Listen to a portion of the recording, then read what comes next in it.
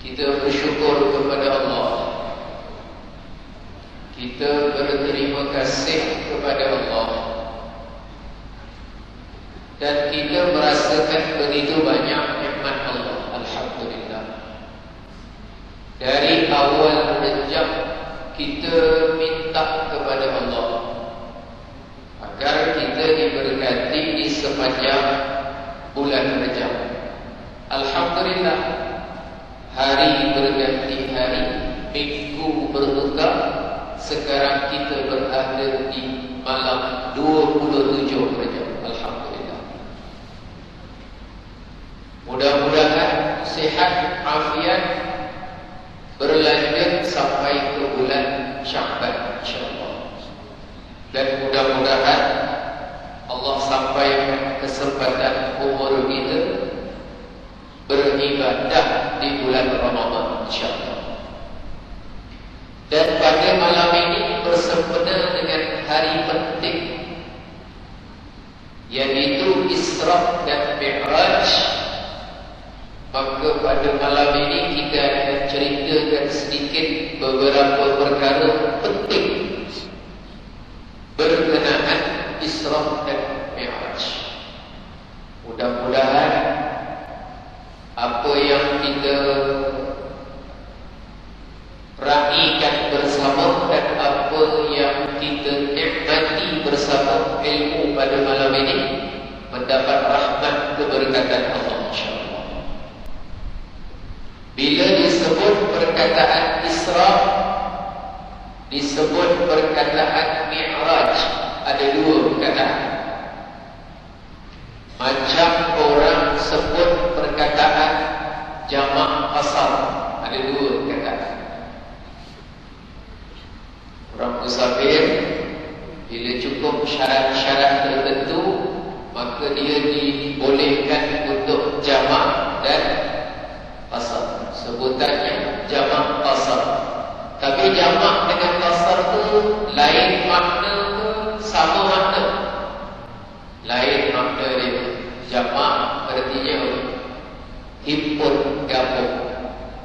Qasar artinya pendek. Begitu juga kita sebut perkataan Isra Mi'raj. Isra maknanya perjalanan waktu malam. Mudah terjemah macam tu. Mi'raj maknanya apa Mi'raj? Mi'raj aja. Mi'raj maknanya apa aja? Mi'raj maknanya naik ke atas.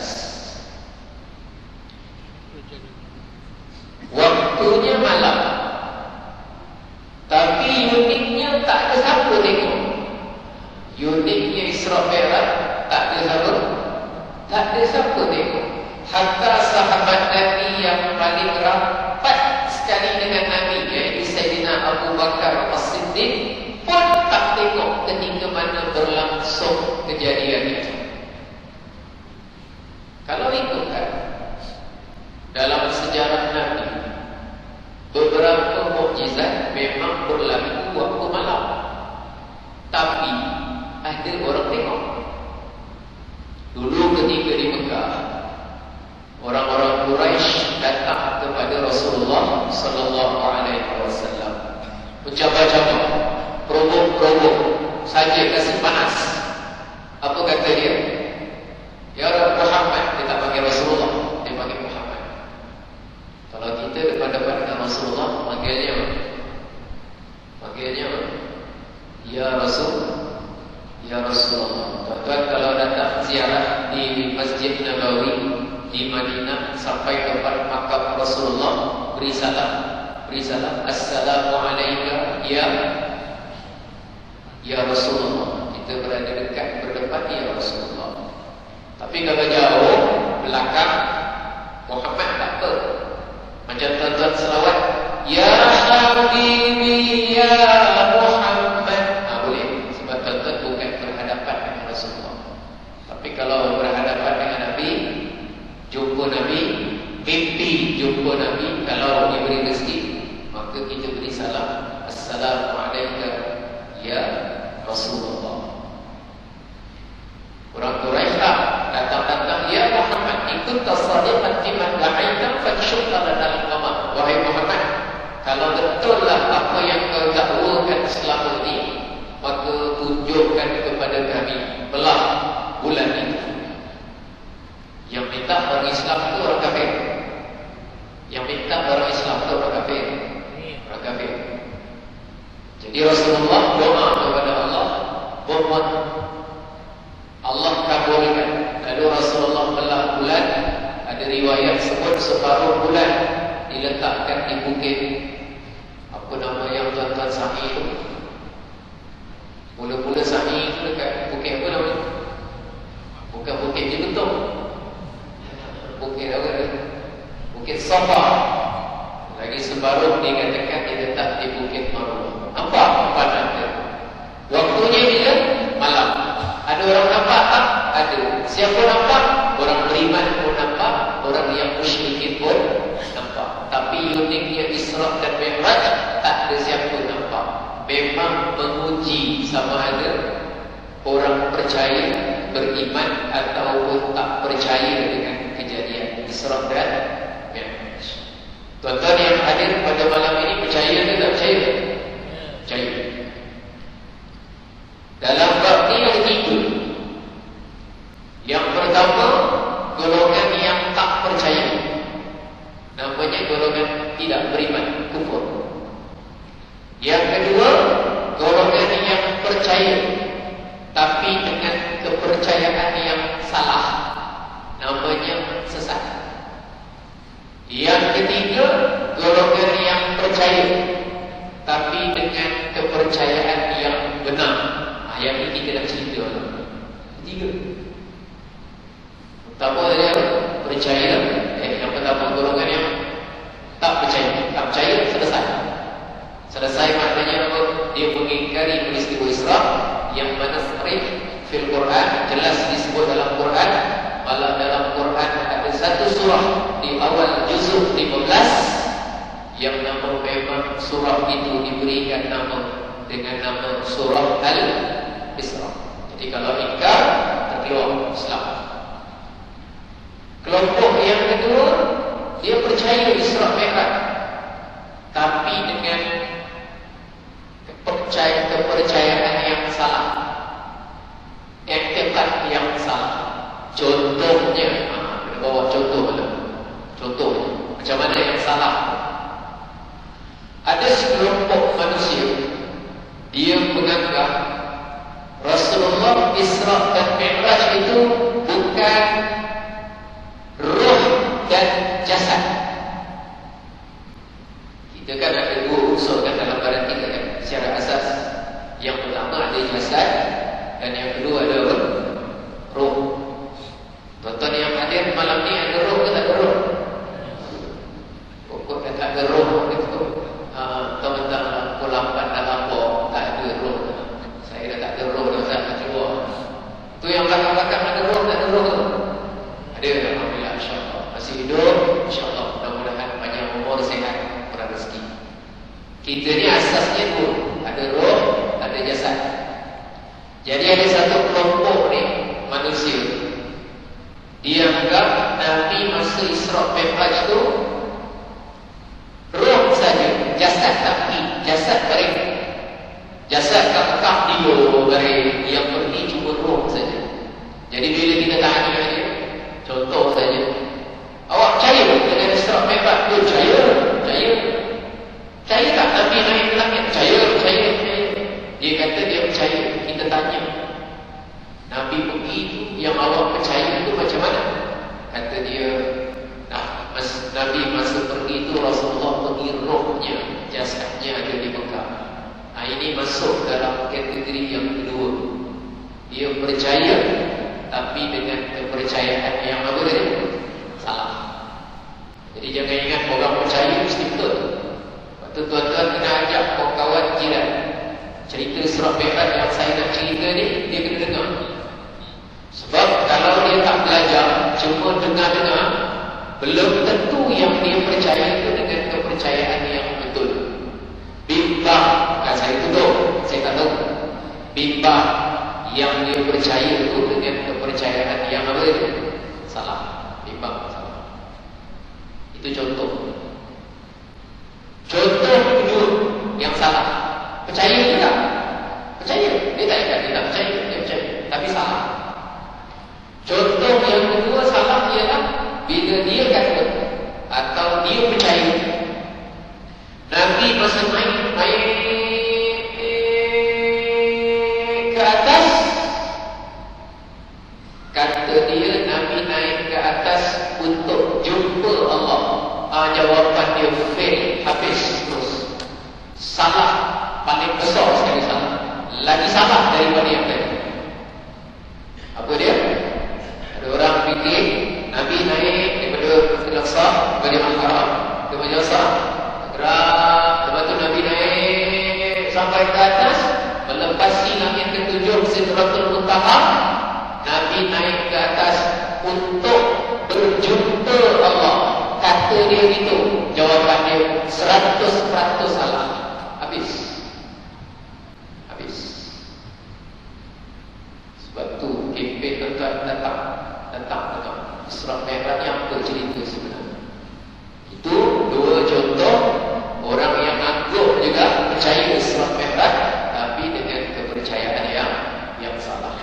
Mudah-mudahan tuan-tuan yang hadir pada malam ini, saya akan cerita secepat, seringkas dan semudah mungkin pada poin-poin yang penting. Mudah-mudahan tuan-tuan ingat sampai bila-bila, mudah-mudahan insya-Allah. Boleh? Boleh? Baik. Sekarang Nabi ketika malam tersebut sebenarnya Nabi sedang buat apa sebenarnya? Pada malam tersebut lewat malam. Dia bukan maghrib awal malam, bukan. Waktu Nabi bergerak itu sebahagian malam, sekejap. Ketika itu Rasulullah berada di rumah sepupu baginda Nabi, namanya Ummu Hani binti Abi Thalib, adik-beradik Sayyidina Ali. Datang rumah sepupu, keluarga-keluarga sama-sama ke Mekah. Tumpang tidur. Ketika tidur, Rasulullah sedang tidur dan semua orang dah masuk tidur. Tiba-tiba malaikat Jibril alaihissalam datang. Cuma kali ini malaikat Jibril datang tidak seperti biasa. Kebanyakan ketika Assalamualaikum, Waalaikumsalam. Siapa di luar? Saya Jibril Rasulullah. Oh Jibril, kamu datang siaran atau bawa ayat Quran? Saya datang hari ini bawa ayat Quran, wahai Rasulullah. Dia baca, Nabi terima. Tapi malam Isra dan Mi'raj, dia tak datang melalui pintu, tak ada beri salam, tapi datang melalui mana? Lalu tim. Oh sudah lalu tingkap pula. Ikan curi. Yang belakang sambung tingkap betul. Dalam lalu lubung, diangkat lubung.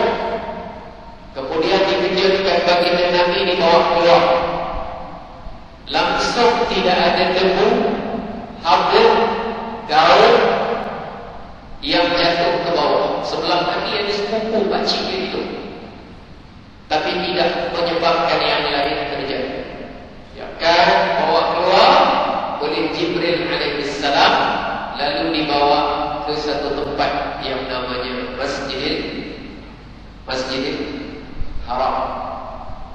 Dulu kalau disebut Masjidil Haram, maknanya Ka'bah. Zaman dulu kalau sebut Masjidil Haram, yang dimaksudkan itu Ka'bah. Setelah syariat Nabi Muhammad dilaksanakan, maka yang dimaksudkan Masjidil Haram hari ini heboh bangunan. Lepas tu tuan kalau nak dapat 100,000 gandaan solat untuk bukan confirm, yang jelas sembahyangnya mesti dalam bangunan masjid. Kalau sembahyang lantai luar, ada perselisihan pendapat ulama. Tapi kalau nak dapat sembahyang dalam bangunan itu. Tapi dulu kalau sebut Masjidil Haram, maksudnya bangunan Kaabah tu dibagi. Dulu kan lapang, kan ada binaan anak semua. Orang niaga, orang apa, orang cakap, orang niaga keliling Kaabah.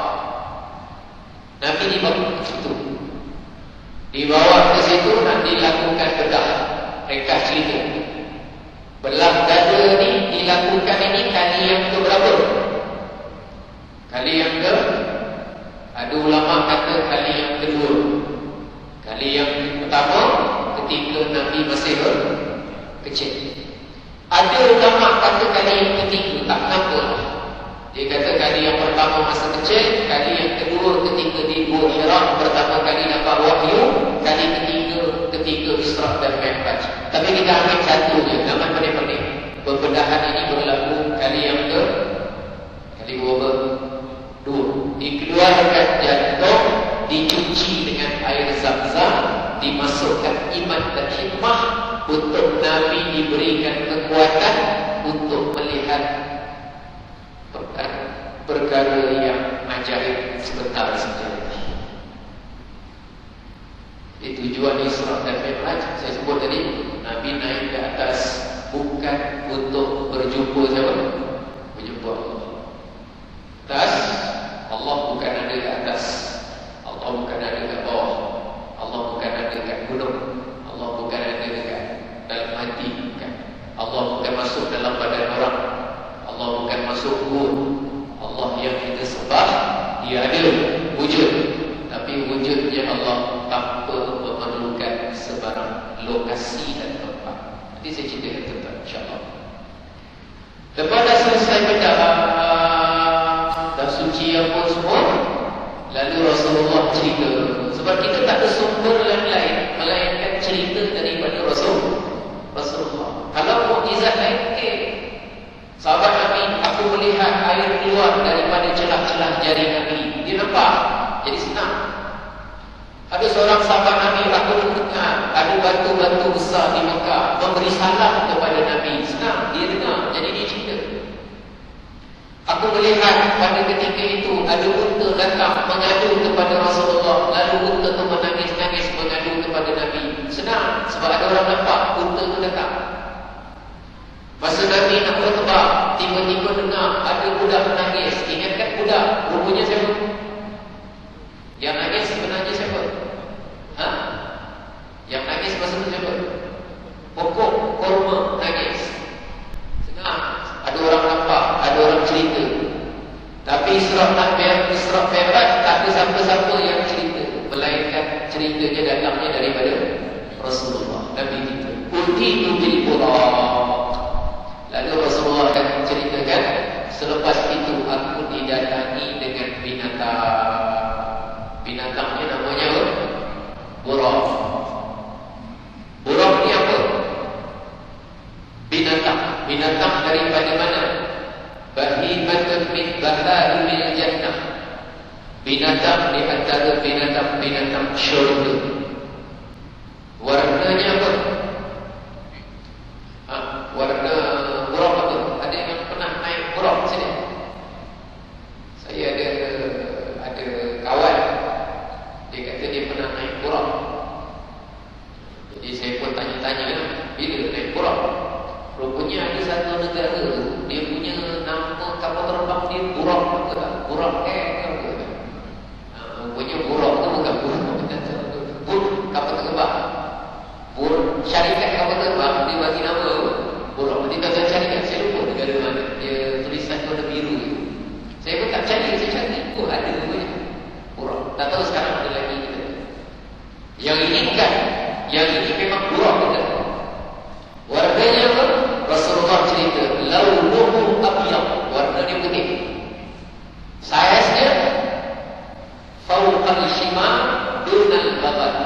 besar sikit daripada donkey. Apa donkey? Apa donkey? Keldai. Besar sikit daripada keldai. Kecil sikit daripada bagal. Bagal apa bagal? Apa nak bagi? Dia guna kacau kahwin dengan keldai, dia jadi satu spesies bagal. Apa kena bagi? Macam tu lah, betul-betul. Saiz tak besar sangat, tak kecil, warna putih. Dia punya sejauh matanya memandang, di situ kaki dia dapat dalam masa sekelip mata. Jauh mata memandang, kaki dia sampai. Jauh mata memandang, kaki dia sampai. Punyalah binatang yang namanya orang. Masa Nabi nak naik itu istaqsaba. Istaqsaba itu maknanya iqtarab. Binatang. Apa nak bagi nama itu? Istaqsaba. Jadi kata sebahagian ulama, dia tu buat begitu tu kerana excited. Kerana bila Jibril beritahu, orang, diam, jangan gerak. Sebab yang akan naik kepada kau ni adalah pemimpin, ketua kepada para nabi dan para rasul. Jadi dia excited. Buruk. Sebenarnya bukan buruk dia tuan-tuan. Dulu mohon tuan-tuan pergi Madinah. Walaupun dah pergi berjuta kali ke 100 kali ke banyak kali. Bila ziarah Uhud tu, datang ziarah Uhud tu, Nabi pernah naik bergegar. Bila masa Nabi naik bergegar. Bila bergegar, Nabi hentak kaki. Usbud ya Uhud, fa inna alaika nabiyyun wa siddiqun wa syahidan. Wahai Uhud, diam, jangan bergerak. Di atas kau sekarang ada seorang Nabi, ada seorang Siddiq, dan 2 yang syahid. Syahid ni ada 2 makna. Satu saksi, 2 orang saksi. Lagi satu makna dia 2 yang mati syahid. Jadi berita awal, Sayyidina Umar mati kena rodok, Sayyidina Uthman pun mati kena bunuh. Usbud ya Uhud tu, InsyaAllah besok dia ada dalam syurga. Jadi belajar senangkan mata dan senangkan hati ketika melihat gunung Uhud. 100 kali ke banyak kali. Ada orang dia tak faham, dia tak tahu gunung Uhud pernah bergegar. Dia tak tahu yang baru Nabi kalau mengumpamakan pahala, Nabi selalu cerita besar Uhud. Dulu Rasulullah pernah bersabda, "Man syahidal janazata hatta tusalla 'alaiha falahu qirat." Siapa yang datang tengok jenazah sehingga disolatkan dapat 1 qirat. Wa man syahidaha hatta tusalla hatta tudfan. Siapa yang ikut jenazah daripada solat sampai kepada ke bumi, falahu qiratan, maka dia akan dapat 2 qirat. Sahabat Nabi berdek, "Ya Rasulullah, qirat tu apa?" Rasulullah, qirat tu pahala dia sebesar gunung Uhud. Jadi gunung Uhud ni jabalun yuhibbuna wa nuhibbuhu. Kata Rasulullah, gunung Uhud ni main-main. Dia adalah gunung yang sayang kami dan kami pun sangat sayang kepada gunung Uhud. Itu kita kena belajar sayang gunung Uhud. Salah satu daripada benda yang dalam syurga tapi dibawa sementara ke dunia. Macam Raudah. Raudah kau berbun masuk kan? Uhud sama. Jadi tuan-tuan, yang kita dah cerita Uhud, kita nak cerita Isra Mi'raj. Nabi bergerak, orang kalau musafir, tuan-tuan musafir kan? Kita ni kalau musafir, biasanya kita sebut di tempat. Ji, minggu ni tolak dari mana? Saya dari Keruang. Oh, nak ke mana? Saya nak naik ke Raub. Yalah. Selamat, mudah-mudahan. Jadi dari Keruang nak ke Raub. Hajar minggu depan ada kat mana? Saya pergi ke KL. Ada apa? Saya nak terbang ke Turki. Sebutnya KL, sebutnya Turki, Istanbul. Kita biasa kalau perjalanan sebutnya tempat, nama tempat. Nabi pun musafir juga. Rasulullah musafir dari Mekah menuju ke Palestin. Tapi dalam ayat Quran dia tak sebut Mekah, dia tak sebut Palestin. Subhanalladzi asra bi'abdihi lailan minal masjidil harami ilal masjidil aqsa. Dia sebut masjid. Kenapa sebut masjid? Subhanalladzi asra bi'abdihi lailan min Makkah ila Filastin. Dia tak sebut Mekah ke Palestin, tapi dari masjid ke masjid. Ada isyarat. Nabi makhluk yang paling afdal, Jibril malaikat paling afdal, Buraq binatang paling special. Tiga yang paling special dalam ranking ini, dalam ranking ini. Penting macam mana pun perjalanannya, tidak memisahkan diri daripada institusi masjid. Kita apa? Ketua kampung. Kita apa? Ketua blok. Kita apa? Ketua persatuan. Kita apa? Tak kisah apa pun kita. Sepenting mana perjawatan kita kedua, dari awal usia mesti beri bahagian diri dengan masjid. Tak boleh jadi pengurusi jadi bendahari. Tak boleh jadi bendahari jadi setiausaha. Tak boleh jadi setiausaha nak tutupkan lampu, tutupkan pintu. Tak boleh tutupkan pintu, tutupkan paip kalau ada terbuka. Tak boleh tutup paip kalau tutup pagar atau anjing masuk. Tak boleh tutup pagar kalau tutup kalau nampak ada cicak jatuh. Tak kisahlah. Tak boleh kutipkan cicak, datang semayang berjemaah. Tak mampu datang dia 5 waktu, datang 2 waktu. Tak mampu 2 waktu, pagi duha datang masuk kelas, imarahkan kelas wanita. Yang penting ada bahagian dengan apa ni? 3 tu yang paling penting. Dan perjalanan Isra yang sangat penting, tapi tak pisah daripada masjid. Jadi penting mana kita dengan Rasulullah, penting mana kita dengan Jibril, penting mana kita punya kerja dengan kerja Isra dan Mi'raj. Jadi cerita isyaratnya dari Masjidil Haram ke Masjidil Aqsa. Baik, sekarang nak gerak. Cuma ketika itu tak dilakukan waktu siang. Kalau siang kan kita membayang-bayang orang tengah niaga gitu.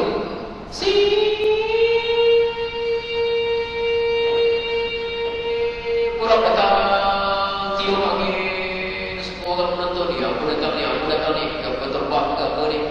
Sekali tiba-tiba Nabi naik ramai-ramai, semua tengok gimana ni. Tiba-tiba pecut, hilang. Dia tak bercakap yang tuan-tuan bayang tu cerita Back to the Future. Itu cerita bolehlah. Tapi yang ini bukan. Ini bukan cerita-cerita. Ini bom. Yang saya dengar cerita ni namanya mukjizat. Tak ada siapa melihat, dan Rasulullah memulakan perjalanan dari Masjidil Haram menuju ke Masjidil Aqsa. Soalan saya, Nabi pergi terus direct atau ada singgah-singgah? Soalan dia. Tanya kawan sebelah. Tuan-tuan, Nabi pergi direct terus atau ada singgah-singgah? Soalan A terus, B singgah-singgah. A ke B? Jawapannya Nabi singgah-singgah. Nabi apa? Singgah-singgah. Yang masa Nabi diperlihatkan nampak ada orang tua masa perjalanan itu. Yang Nabi nampak tiba-tiba ada orang yang namanya tanam pokok 1 hari, lepas tu matahari tenggelam, besok matahari timbul, terus tuai hasil. Lepas tu matahari tenggelam, balik semula, keluar matahari, tanam pokok 1 hari tanam, 1 hari tanam, 1 hari tuai, 1 hari tanam, 1 hari tuai. Masa perjalanan tu Nabi nampak. Nabi nampak ada makhluk elak-elak. Nabi jalan dia elak, elak. Masa perjalanan tu Rasulullah diperlihatkan. Rasulullah nampak ada orang pecahkan kepala ni pecahkan pakai batu, sedikit pecah batu. Yang itu Nabi nampak masa perjalanan tu diperlihatkan. ada orang kahwin nikah untuk dengan gunting besar. Bimaqarida bin maqaridina. Atau apa? Dengan gunting besar, yang gunting besar diperbuat daripada api neraka. Masa tu Nabi nampak betul. Tidak. Ada sekumpulan pula ni daging sedap, daging fresh, daging empuk, daging lazat, satu rokok. Yang sebelah sini daging basi, daging busuk, daging berulat. Ada sekelompok manusia daging yang sedap, dia tak. Dia datang gelonjong makan daging yang basi, yang berulat, yang dah bau, yang itu dia gelonjong makan. Masa perjalanan tu Nabi diperlihatkan. Sebab tu Nabi tanya kepada Jibril, wahai Jibril, ni siapa yang tua ni Jibril? Kata Jibril, yang tua ni bukan orang. Yang tua ni namanya dunia Rasulullah. Umurnya telah terlalu apa? Tua. Kira-kira tak lama lagi berlaku kiamat habis. Nampak satu orang anak besok tuan, anak besok tuan, anak besok tuan. Yasra'una wa yaksuna fi yawmain. Mereka itu menanam dan menuai hasil hanya dalam tempoh 2 hari saja. Kita ni kalau tanam sawit berapa sawit? Dari tanam nak dapat buah berapa tahun? Dua. Tuan-tuan ada sawit, tak ada sawit? Siapa yang ada sawit? 2 tahun, 3 tahun, yakni 2 hari. Rasulullah tanya, siapa ni wahai Jibril? Ini adalah orang-orang yang mereka menginfakkan harta mereka di jalan Allah. Terlalu cepat dan terlalu besar dia punya ganjaran. Sebab tu orang kalau meninggal, kita sudah meninggal, benda yang kita paling cepat sekali menyesal ialah tak habiskan duit sedekah. Benda yang paling awal sekali kita menyesal ialah kita tak habiskan duit kita bagi meninggal, duit dari simpan di rumahnya tak sempat. Kita kalau boleh nak kata balik 2 minit transfer, lepas tu kita meninggal.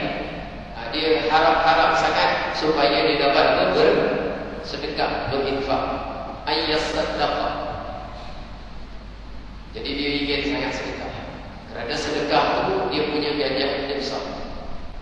Ganjaran besar itu sebab orang yang boleh sedekah ni bukan mudah. Sedekah ni dia bukan banyak, bukan pandai, bukan kaya. Sedekah dia punya perkataan sedekah siddiq, benar. Jadi orang kalau dia benar, dia percaya dengan kebenaran janji Allah, baru dia sanggup keluar. Makin dia yakin dan benar kebenaran janji itu membenarkan, makin dia berani keluar, makin dia berani. Jadi dia bergantung kepada apa yang kita percaya. Jadi sedekah ni bukan bergantung pada berapa banyak duit dia ada, apa yang dia percaya. Orang kalau tak percaya, memang dia tak keluar. Kalau dia tak percaya, dia cakap percaya, yang percaya itu kat sini, dia sedekah. Jadi Nabi nampak orang pecahkan kepala. Nabi tanya, man haula ya Jibril? Haula alladhi haula min ummatika alladhina tatataqalu anhum salat. Ni umatmu wahai Muhammad yang dulu masa kat dunia berat untuk melaksanakan salat. Salat botek-botek, tinggal-tinggal, besok pecahkan kepala. Kebanyakan ni buruk. Yang makan daging busuk tu, kenapa daging yang sedap tak nak makan? Kenapa daging yang busuk dimakan? Sebab masa kat dunia dulu dia ada isteri yang halal, tapi dia cari juga wanita-wanita yang tidak halal untuk dia setubuhi dan berzina. Maka besok bahagian dia melahap daging-daging yang busuk. Bahagian tersiksa tapi makan, tersiksa tapi makan, menderita nak memuntah tapi memakan. Tangan tak boleh kontrol, terus makan, terus makan, terus makan. Dia sumbat sendiri. Yang pecah kepala sama juga. Dia pecah, berjerit kesakitan, tubuh kepala pecah lagi, tubuh kepala pecah lagi, berterusan. Sampai bila? Wallahu a'lam. Akibat khutabatul fitnah, penceramah-penceramah yang mengeluarkan fitnah dan cerita dusta atau ingkar. Macam-macam Nabi. Dan Rasulullah melalui banyak perkara diperlihatkan oleh Allah dalam perjalanan sebelum sampai ke Masjidil Aqsa. Itu lihat. Yang kedua tak lihat tapi bau. Yang kedua bau. Dalam hadis yang sahih riwayat Ibnu Hibban, Rasulullah dalam perjalanan itu Nabi bau yang wangi. Ada bau wangi. Jadi Rasulullah tanya kepada Jibril, wahai Jibril, ini bau wangi, ini bau apa wahai Jibril? Kata Jibril, ya Rasulullah, di bawah ini ada kubur seorang wanita yang mana dulu profesi kerja dia adalah sebagai tukang sikat. Tuan-tuan sini ada yang pencet tukang sikat? Ada yang pencet tukang sikat? Tak ada. Balik-balik pun orang tukang kebun, tukang gunting, tukang masak, tukang apa lagi? Tukang jahit. Nak cerita apa ni? Nak cerita orangnya dari segi profesi dunia dianggap sangat rendah. Tukang sikat. Masyitah ni tukang sikat. Nama betul dia tak tahu apa. Wallahualam. Tukang sikat kepada anak perempuan Fir'aun. Dikatakan Fir'aun yang bukan zaman Nabi Musa. Fir'aun kan banyak di gelaran. Ya, tapi dia beriman. Masyitah tukang sikat dia beriman. Dia beriman mengikut syariat Nabi Musa. Dia, suami dia beriman. Namanya dikatakan Syahlin atau Syahlin. Sikat. Lepuk sikat jatuh. Bila sikat jatuh, dia pun sebut nama Allah. Kerana dia memang rajin zikir, jadi bila terjatuh, otomatik sebutnya nama Allah. Bila disebut nama Allah yang sedang disikat, yang tengah duduk, cipuan lah, kita panggil cipuan. Dia pun tanya dekat tukang sikat, tukang sikat, kau cakap apa tadi? Saya sebut nama Allah, cipuan. Allah, siapa pula Allah? Allah tu Tuhan saya, Tuhan cipuan, dan Tuhan juga kepada Fir'aun. Selain daripada bapa aku, ada Tuhan lain ke? Sebenarnya tak ada Tuhan yang layak disembah, hanya Allah je cipuan. Aku cakap dengan bapa aku ni, kau macam ni. Akhirnya dia beritahu kepada bapa dia, Fir'aun. Jadi Fir'aun bila dengar ada orang dalam istana sendiri yang menidakkan ketuhanan dia, marahlah dia. Lalu macam dipanggil menghadap. Dipanggil menghadap, disuruh taubat oleh Fir'aun. Fir'aun suruh taubat. Fir'aun. Akhirnya Masyitah tak nak, dia ukut. Kalau tak nak kembali menyembah Fir'aun, jawapannya dia dengan keluarga dia semua sekali dibunuh. Tapi Masyitah tetap juga berpendirian. Akhirnya ditangkap, suaminya tangkap, dinyalakan. Dalam satu kisah riwayat, nyalakan air, dituang minyak. Satu kawan, air panas, gelegak, dituang minyak. Jadi air campur minyak menggelegak. Yumla bil ghalaya, menggelegak dia dengan gelegak yang tinggi kuat. Diukur. Kau kalau tak taubat, kau terobos. Anak kau dia nak seksa emosi, satu-satu anak dicampur. Mereka cerita suami dah mati, anak dah mati, dipaksa campur itu. Last sekali baby. Berapa anak dia? Tak tahu. Yang penting yang last kecil. Dan yang kecil ni masa nak kena tarik ni, dengan takdir Allah, baby ni bercakap.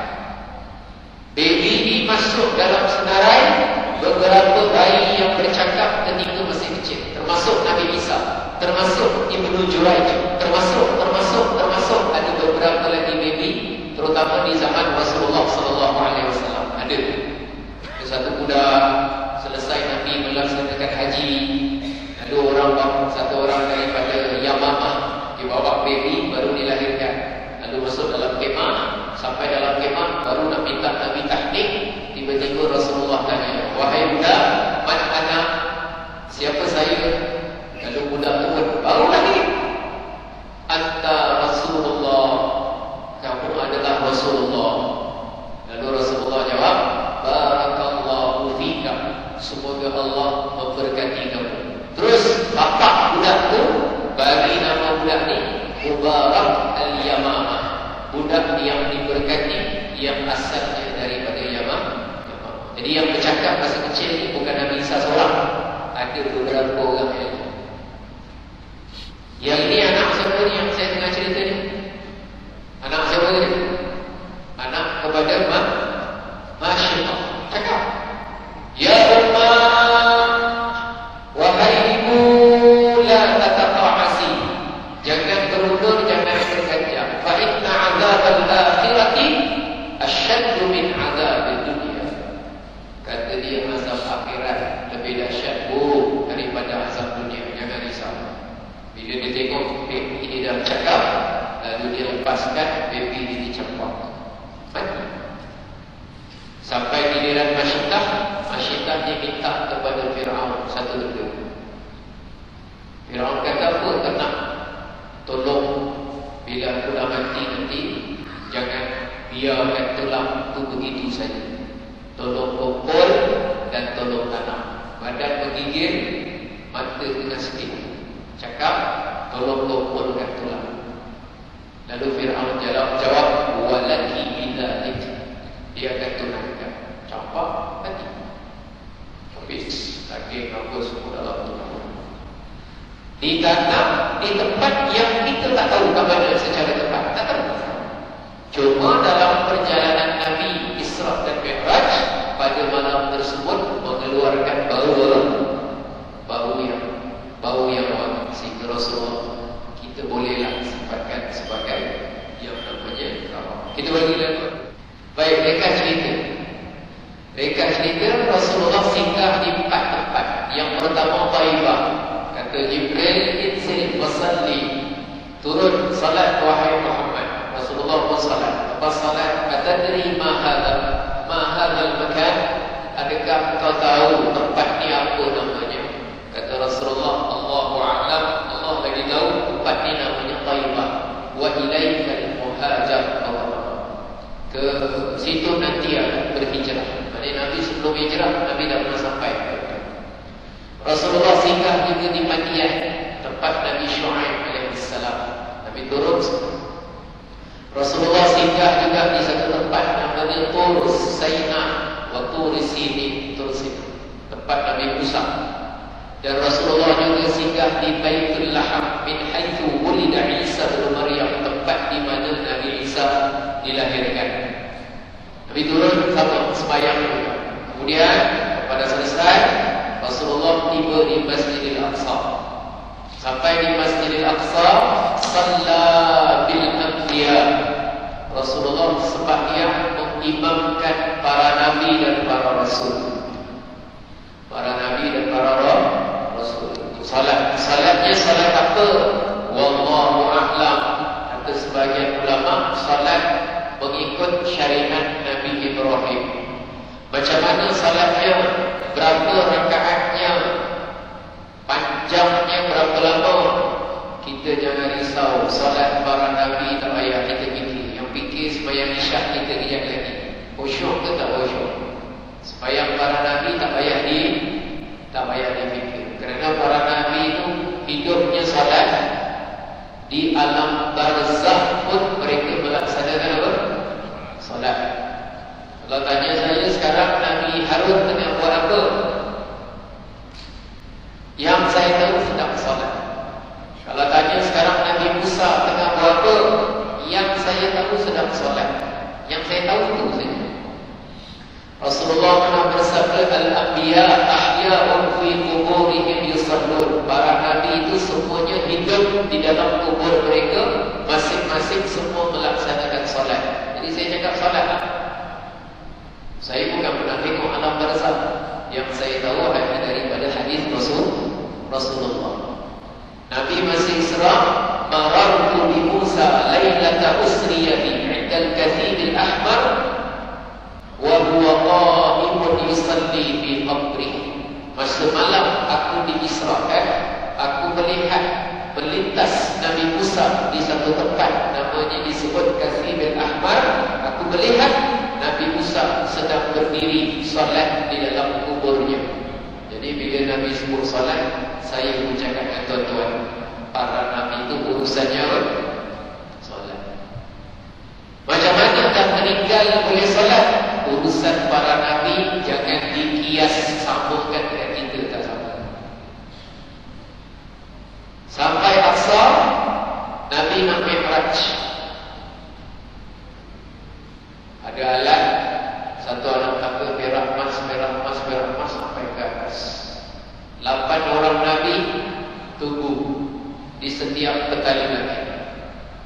Nabi terus perjalanan bersama dengan Jibril alaihissalam sampai langit yang pertama. Langit pertama siapa? Sampai langit ni ada malaikat penuh. Langit tadi, langit pertama, langit kedua, langit ketiga, langit keempat, dan langit dengan langit ni dia bukan apa namanya? Dia bukan cantum, lepet. Apa nak cakap? Dia bukan lapis. 7 lapis tu dia rapat-rapat cantum kan? Dia bukan cantum macam kuih apa tu? Tahu aja kuih lapis. Dia bukan macam tu, dia ada jarak. Makin 500 tahun perjalanan, lepas tu ada jarak lagi naik. Di antara langit-langit tu dia ada ruang. Tuan bayang sini nak sampai langit apa pun tak tahu jauh. Ujung tak ada lagi. Bumi kecil. Bumi kecil, Malaysia kecil, Johor kecil, keluar lagi kecil. Sampai kita lagi kecil. Kita ni jasadnya kecil, tapi sombongnya luar biasa. Kita ni sombongnya luar biasa. Ada kecil. Langit pertama kan jumpa malaikat tahan. Man anta, siapa kamu? Saya Jibril. Wa man ma'aka, siapa bersama dengan kamu? Ini Muhammad. Kenapa malaikat tanya? Adakah maknanya masa dia tanya itu dia tak kenal? Ulama kita kata sebenarnya bukan tak kenal, tetapi kerana dia suka untuk nama itu disebutkan untuk dia dengar. Tak semua orang kalau tanya maknanya tak tahu, tak pasti. Ada orang dia dah kenal dengan satu budak perempuan. Dia dah tahu tak budak perempuan tu nama dia Halimah. Dia suka ke budak perempuan tu. Tapi saja nak tengok, Assalamualaikum, Waalaikumsalam. Awak siapa nama? Awak kan dah tahu nama dia. Saja nak dengar, sebab suka nak dengar. Contoh saja, kita suruh buat. Contoh. Jadi tak semesti orang tanya, mesti tak kenal. Jadi malaikat semua kenal Jibril. Jibril ni penghubung kepada semua malaikat. Dan semua malaikat mustahil tak kenal kepada Rasulullah. Betul dengar tiap-tiap Jumaat, innallaha wa malaikatahu yusalluna 'alan nabi. Semuanya malaikat berselawat ke atas baginda Nabi. Jadi tak ada malaikat yang tak kenal Rasulullah. Cuma kenapa dia tanya? Kerana dia suka mendengar nama Nabi Muhammad disebutkan. Jadi salah satu perkara yang penting kepada kita, kita mesti jadi orang yang suka mendengar nama Nabi Muhammad sallallahu alaihi wasallam. Cuma kena sambut dengan membaca selawat. Jangan kedekut. Jangan kedekut suara, jangan kedekut anak tekak, jangan kedekut air liur. Dengan sebutan nama Nabi, sambut dengan nama sallallahu alaihi wasallam. Jumpa Nabi Adam naik langit kedua, Nabi Isa, Nabi Yahya, naik ketiga jumpa Nabi Yusuf. Jibril perkenalkan, Aga abuka, ini bapa kamu Adam, salim alaih, beri salam kepada dia. Rasulullah bagi salam, Assalamualaikum ya Adam. Nabi Adam jawab, Waalaikumsalam, marhaban bin Nabi as-salih wal akhi as-salih. Selamat datang kepada Nabi yang salih dan saudaraku yang salih. Jadi Nabi Adam berdoa kebahagiaan dan kebaikan untuk Rasulullah. Selesai urusan, gerak lagi kedua, gerak lagi ketiga, sambut semua marhaban bin Nabi as-salih wal akhi as-salih, semua sambut. Jadi dengan catatan, Nabi Muhammad masih hidup. Nabi Adam yang Nabi kita jumpa tu dah wafat ke masih hidup? Nabi Adam dari segi umur dunia masih hidup ke dah wafat? Dah wafat. Boleh ke Nabi yang dah wafat bercakap dengan Nabi yang masih hidup? Nabi yang dah wafat, dah meninggal, dia bercakap dengan orang yang masih hidup. Boleh ke? Jawapan dia boleh lah. Kalau cakap tak boleh, maknanya ada masalah, tak percaya kepada Isra dan Mi'raj. Jangan kita ingat urusan Nabi itu sama dengan urusan kita. Kita tak. Tapi para Nabi itu special. Walaupun dah wafat, tapi kalau dia nak bercakap, jumpa dengan orang yang masih hidup, jawapan dia boleh berlaku. Cuma kepada siapa, apa, itu jihad. Tapi boleh ke tak boleh? Jawapan dia apa? Boleh. Boleh saja berlaku. Jumpa Nabi Yusuf, Rasulullah sebut pada waktu Yashatrul Husni. Nabi Yusuf itu dikurniakan separuh daripada handsome, separuh daripada tampan. Kumpul tampan semua, separuh beri kepada Nabi Yusuf. Maknanya handsome ke tak handsome? Handsome lah tuan-tuan. Separuh tuan-tuan. Kumpul semua, separuh dibagi kepada Nabi Yusuf. Handsome tak? Handsome. Kalau kat masjid sini yang paling handsome yang mana kan? Yang mana satu yang paling handsome? Allah. Cerita dia dulu Nabi Yusuf alaihissalam. Langit yang keempat Nabi Idris alaihissalam. Naik yang kelima Nabi Harun alaihissalam. Langit yang keenam Nabi Musa alaihissalam. Sampai langit yang ketujuh Nabi Ibrahim alaihissalam. Nabi Ibrahim ni special. Nabi yang wajah dia paling dekat, bukan sama, paling dekat, mirip kepada Nabi kita Nabi Muhammad sallallahu alaihi wasallam. Itu namanya Nabi Ibrahim. Dalam banyak-banyak Nabi Rasul yang menduduki ranking nombor 2 tertinggi, Nabi Ibrahim alaihissalam. Nabi Ibrahim antara Nabi yang banyak diuji dengan ujian yang berat, Nabi Ibrahim alaihissalam. Antara Nabi yang kita kena baca selawat ke atas dia juga dalam salat, Nabi Ibrahim alaihissalam. Nabi yang banyak ibadah syariat dia diambil menjadi syariat Nabi Muhammad, Nabi Ibrahim alaihissalam. Itu yang lari daripada Safa dan Marwah itu keluarga Nabi Ibrahim. Yang sembelih korban Nabi Ibrahim alaihissalam. Jadi Nabi Ibrahim ni memang satu figura ataupun satu watak yang sangat besar. Nabi Ibrahim.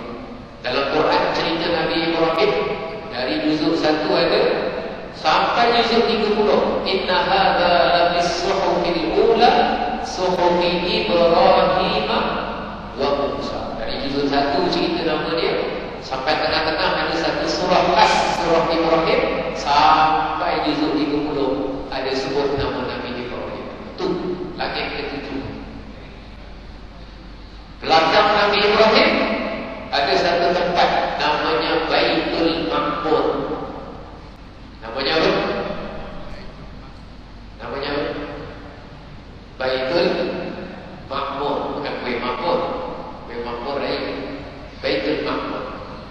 Rasulullah lihat ada malaikat tawaf. Malaikat tawaf. Kalau di bumi ada Kaabah, manusia tawaf. Zahir mata kita nampak manusia tawaf. Tapi ke atas ada satu tempat malaikat tawaf. Namanya apa? Baitul Ma'mur. Kemudian berimbun yang namanya Sidratul Muntaha. Sidratul Muntaha kalau bahasa mudah itu pokok. Syajaratun 'azimatun, satu pokok besar. Dia punya daun dia ka'adzahil fiyalah. Saiz besar daun dia macam telinga gajah. Mas perak, yang mana terlalu cantik, tak boleh nak disifatkan, tak boleh nak diterangkan dengan perkataan. Cantik kan? Masa dekat Sidratul Muntaha, pokok besar itulah, ketika itu Jibril tunjukkan rupa dia yang sebenar senang kepada Rasulullah SAW. Dia tunjuk rupa dia yang senang. Tadi dia menyerupai manusia yang jalan, makan dari rumah, lepas tu bedah, lepas tu naik buruk sama-sama, lepas tu suruh turun solat. Rupa bukan rupa sebenar. Jibril ni saya itu besar. Dan Jibril ni kuat. Kuat macam mana tak tahu, yang penting sangat kuat. Macam mana Ustaz tahu Jibril kuat? Saya tak pernah jumpa Jibril tuan-tuan. Saya tak pernah jumpa Jibril. Yang cerita yang Jibril ni fizikalnya sangat kuat, jisim dia sangat kuat. Dalam surah An-Najm Quran, Allamahu syadidul quwa Dzu mirratin fastawa. Yang menyampaikan, mengajarkan kepada Nabi Al-Quran syadidul quwa, yaitu Jibril yang bersangatan kekuatan. Jadi kalau disebut dalam Quran bersangatan kuat, saya pun cerita kepada tuan-tuan, Jibril sangat kuat. Macam mana dia boleh kuat, apa dia boleh kuat, Allah kuat, tapi kuat. Jibril banyak sayap. Rasulullah menerangkan lahu sittu mi'ati janah. Jibril ni ada 600 sayap. Dia keluarkan 600. Dia tunjuk kepada Rasulullah. Nabi tengok, cantiknya engkau wahai Jibril. Macam mana 600 sayap tak tahu. Dikatakan saya satu sayap, kalau dia tutup atas kita ni, waktu siang kalau dia tutup, jawapannya tuan-tuan tak nampak matahari tutup ukur selesai. Satu sayap. Jibril ada berapa dia? Ada berapa? 600 sayap. Jibril besar sangat.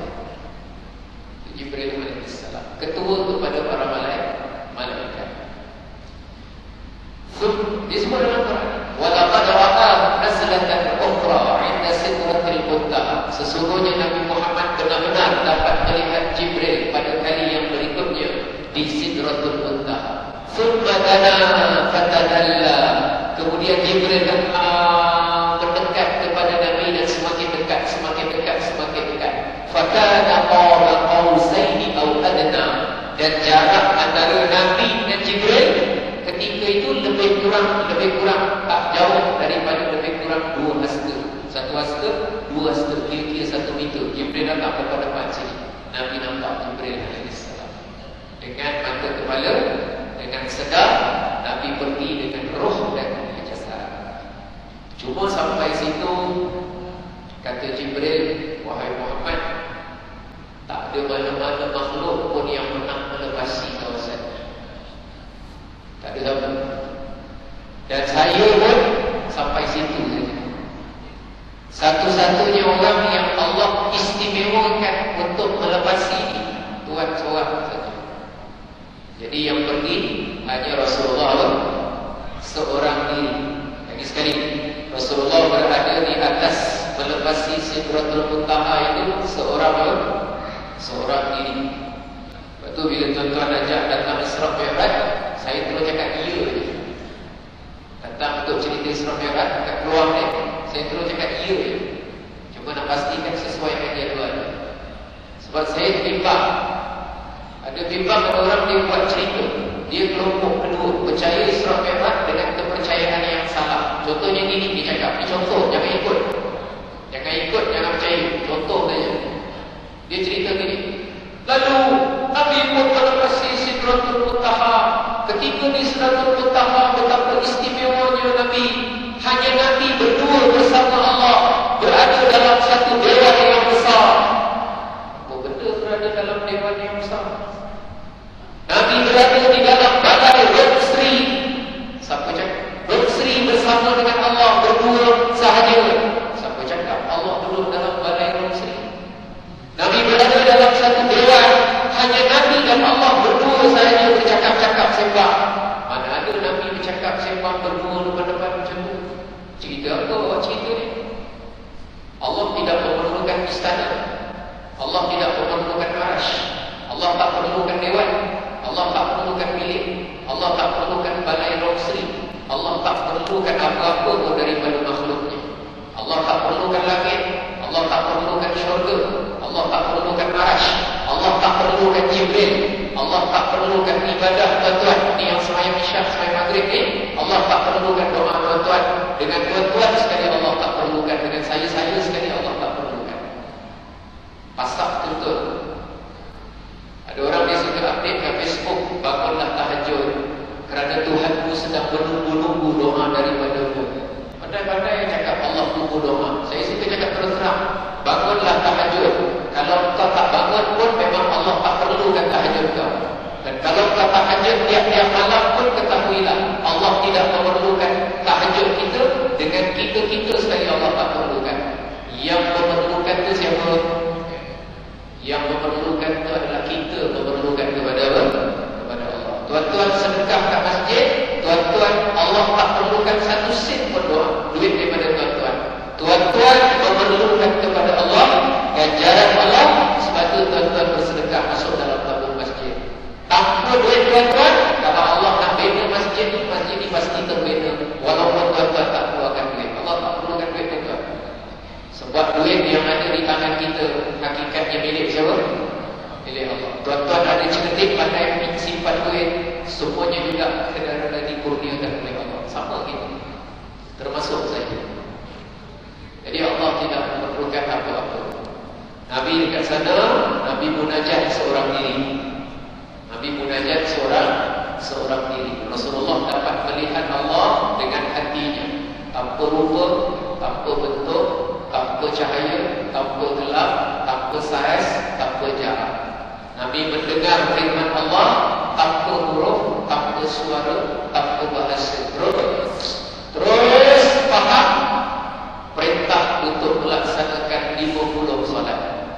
Terus faham perintah untuk melaksanakan 50 solat. Nabi terima, lalu Nabi pulang, turun ke bawah, turun sendiri, turun sampai langit ke-7, turun sampai langit ke-6. Bila jumpa Nabi Musa, kata Nabi Musa, nanti dulu. Ma aujaballahu ala ummatika, apa yang Allah wajibkan kepada umatku wahai Muhammad. Kata Rasulullah, 50 salatan, 50 solat. Kata Nabi Musa, tak boleh. Khabar tu Bani Israel. Aku ni ada pengalaman dengan Bani Israel. Bani Israel ni bahkan lebih besar, umur lagi panjang, tapi solat sampai 50 tak mampu. Umat tu tak mampu. Dia reject, patah balik semula. Patah balik ke mana? Patah balik ke tempat di mana Allah istimewakan Rasulullah. Bukan patah balik kepada Allah, tak ada Allah di atas. Patah balik ke tempat di mana kamu bermunajat dari kepada Allah. Nabi pergi patah balik. Allahumma khafif an ummati, Allah ingatkan tu umatku. Sekali turun balik semula. Berapa wahai Muhammad? Dikurangkan 5. Dia reject patah balik.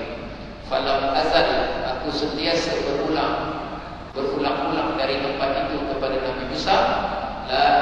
Sekali 35. Sampai Nabi Musa, kata Nabi Musa, 5 tak boleh, umat tu tak mampu 5, patah balik. Cuma dia kata, Rasulullah kata, aku dah malu nak minta pengurangan lagi. Akhirnya Nabi tak minta 5. Itu yang paling kurang. Daripada 50 dan jadi orang 5. Tapi pahalanya tetap 50 kali solat. Jadi kalau ada orang sembahyang kurang daripada 5, itu nama dia kira-kira kurang ajar lah. Kira-kira kurang ajar.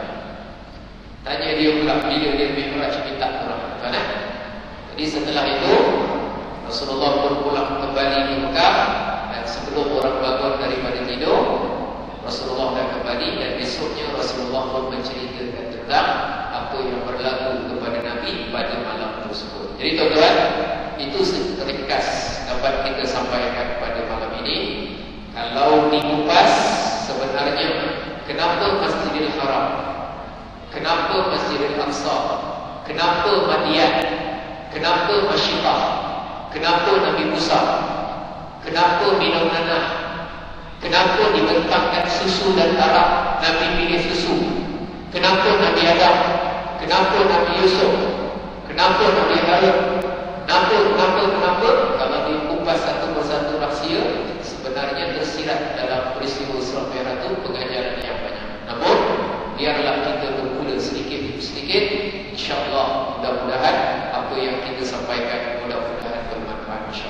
Apa yang baik datang dari Allah, kekurangan kelemahan dari Allah juga atas kelemahan diri saya. Mudah-mudahan Allah ampunkan kita.